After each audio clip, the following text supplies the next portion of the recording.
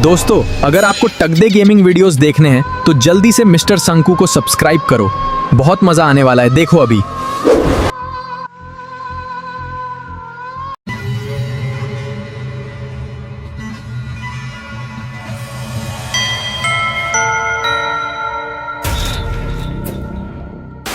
गुमनाम है कोई, बदनाम है।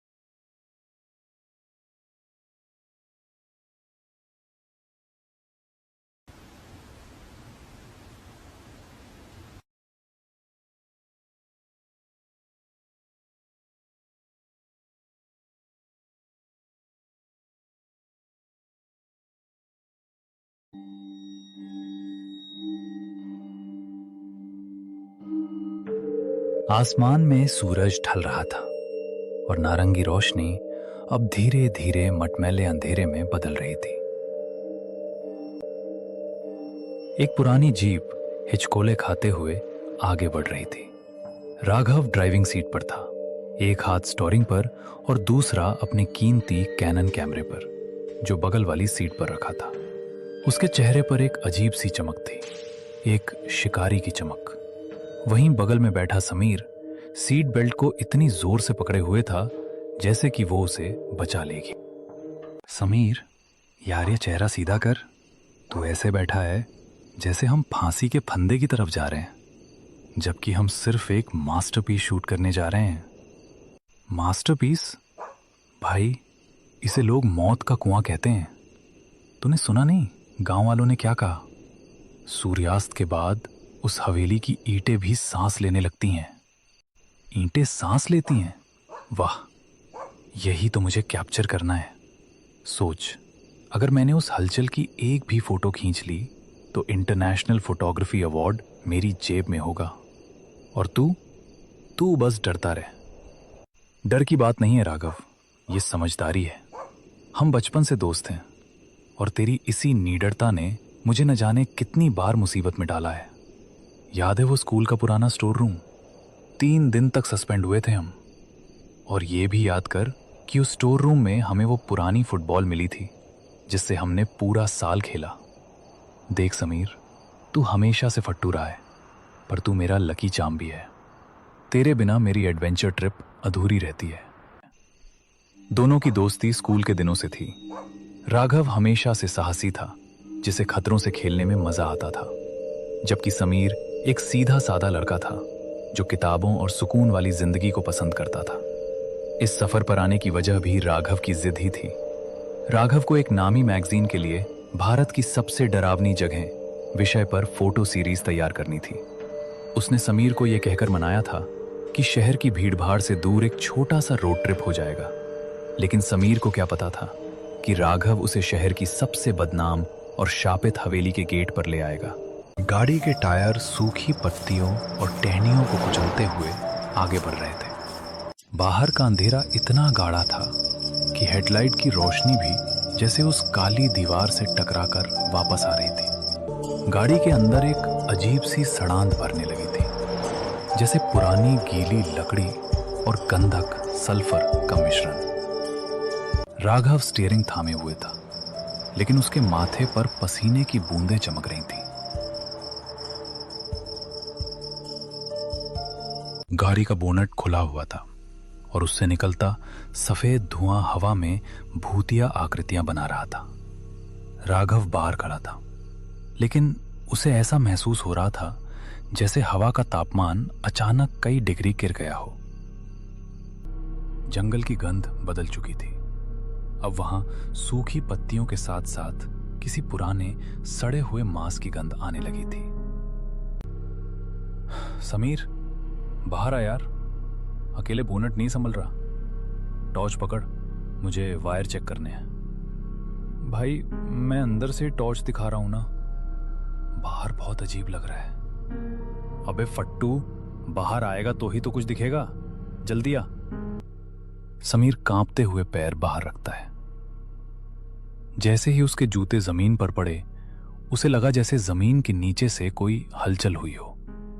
उसने अपनी टॉर्च चारों तरफ घुमाई।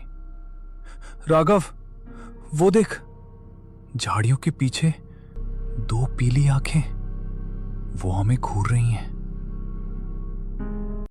कहां? कुछ नहीं है वहां, जंगली बिल्ली होगी या कोई सियार। तू बस इंजन पर रोशनी रख। अरे यार, इस नई टॉर्च को क्या हुआ? बैटरी अभी बदली थी, लगता है वोल्टेज का कुछ इशू है। राघव, टॉर्च खराब नहीं है, कुछ और है। देख, उस बरगद के पेड़ के पास वो साया, वो इंसान जितना लंबा है, लेकिन उसके हाथ जमीन तक लटक रहे हैं। तू पागल हो जाएगा समीर, वो पेड़ की परछाई है। राघव ने जैसे ही उस तरफ टॉर्च मारी, रोशनी वहां पहुंचती। अभी वो दोनों गाड़ी की तरफ भागने ही वाले थे कि तभी सन्नाटे को चीरती हुई एक आवाज आई।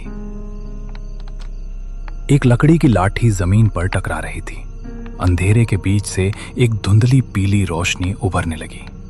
एक बूढ़ा आदमी उनकी तरफ बढ़ रहा था। उसकी लालटेन की लौ नीली पड़ रही थी। रात बहुत गहरी है मुसाफिरों, और इस जंगल की भूख उससे भी गहरी। बाबा, आप कौन हैं? यहां कैसे? हमारी गाड़ी खराब हो गई है, क्या आप हमारी मदद कर सकते हैं? मदद? इस जंगल में रूहें रास्ता भटकती हैं, मदद नहीं मांगती। तुम लोग काला कुआं की जमीन पर खड़े हो। आज अमावस्या है, आज यहाँ का पत्थर भी बोलता है। बाबा, हमें बस यहाँ से निकलना है, हमें डर लग रहा है। डरना भी चाहिए बेटा। इस मिट्टी के नीचे वो लोग दबे हैं जिन्होंने भूख और प्यास में अपनों का ही मांस नोच लिया था। 100 साल पहले इसी रात को गांव का कुआं सूख गया था। लोग पागल हो गए थे। उन्होंने एक दूसरे का खून पीकर अपनी प्यास बुझाई थी। तब से ये जगह शापित है। बूढ़े ने अपनी लाठी से दूर एक पुराने ढह चुके कुएं की ओर इशारा किया। वहां से एक अजीब सी सुबकने की आवाज आ रही थी। बाबा, आप हमें डरा रहे हैं। हम शहर से आए हैं, हम इन सब बातों पर यकीन नहीं करते। यकीन आंखों को नहीं, रूह को होता है बेटा। वो देखो, कुएं की मुंडेर पर, क्या तुम्हें वो औरत नहीं दिख रही जो अपने बच्चे को खून पिला रही है? राघव, मुझे कुछ दिख रहा है। एक औरत सफेद कपड़ों में, वो हमारी तरफ देख रही है और मुस्कुरा रही है। वो बुला रही है तुम्हें। आज की रात उसे 2 नए मेहमान चाहिए। अमावस्या का अंधेरा कभी खाली हाथ नहीं लौटता। अचानक एक तेज ठंडी हवा का झोंका आया और बूढ़े की लालटेन बुझ गई। जब राघव ने अपनी टॉर्च जलाई तो वहां न तो वो बूढ़ा था और न ही कोई आवाज। बस एक पुरानी लाठी जमीन पर पड़ी थी जो अब एक सड़ी हुई हड्डी की तरह दिख रही थी। बूढ़ा गायब हो चुका था, लेकिन उसकी डरावनी हंसी अभी भी हवा में तैर रही थी। राघवदेव और समीर पत्थर की तरह जम गए थे। तभी गाड़ी का रेडियो अचानक फिर से चालू हुआ, लेकिन इस बार शोर नहीं था, बल्कि एक बहुत ही सुरीली और जानी पहचानी लोरी बज रही थी। वही लोरी जो राघव की मां उसे बचपन में सुनाती थी। समीर, सुन रहा है? ये तो वही गाना है। मेरी मां, वो यहां है। क्या बकवास कर रहा है राघव? तेरी मां यहां कैसे हो सकती है? होश में आ, ये जंगल हमें पागल कर रहा है। देख समीर, सामने देख, वो मेरा घर है। वो खिड़की, मेरी मां वहां खड़ी मुझे बुला रही है। वो कह रही है कि खाना ठंडा हो रहा है। समीर ने टॉर्च उठाई और सामने देखा। वहां कोई घर नहीं था, सिर्फ कंटीली झाड़ियां और एक गहरी खाई थी जिसके नीचे वही काला कुआं था। लेकिन राघव को कुछ और ही दिख रहा था। उसकी आंखों की पुतलियां पूरी तरह सफेद हो चुकी थीं। राघव रुक, वहां खाई है, तू कहां जा रहा है? मेरी बात सुन। समीर तू भी आना, देख अंदर कितनी रोशनी है। बूढ़ा सही कह रहा था, अमावस्या का अंधेरा बहुत सुकून देता है। राघव धीरे धीरे खाई की मुंडेर की तरफ बढ़ने लगा। समीर ने उसे रोकने के लिए उसका हाथ पकड़ा, लेकिन जैसे ही उसने छुआ, समीर के मुंह से चीख निकल गई।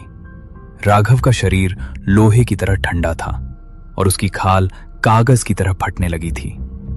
तू राघव नहीं है, तेरा चेहरा पिघल रहा है। राघव तो कुएं में गिर गया समीर, बहुत साल पहले। आज तो सिर्फ मैं हूं। अचानक चारों तरफ से वही खटखट की आवाज आने लगी। सैकड़ों लालटेन की रोशनी झाड़ियों से उभरने लगी।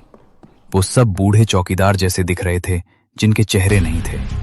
उन्होंने समीर को घेर लिया। नहीं भगवान, मुझे बचा लो, मुझे यहां से जाना है। अमावस्या प्यासी है। समीर ने अपनी आंखें बंद कर ली। एक तेज चीख पूरे जंगल में गूंजी और फिर मौत जैसा सन्नाटा छा गया। अगली सुबह सूरज की रोशनी ने उस भयानक जंगल के राज खोल दिए। पुलिस को सड़क के किनारे वही पुरानी जीप मिली। गाड़ी का बोनट खुला था, लेकिन इंजन में कोई खराबी नहीं थी। गाड़ी के पास राघव का कैमरा गिरा हुआ था। जब पुलिस इंस्पेक्टर ने कैमरे का प्ले बटन दबाया तो वीडियो में सिर्फ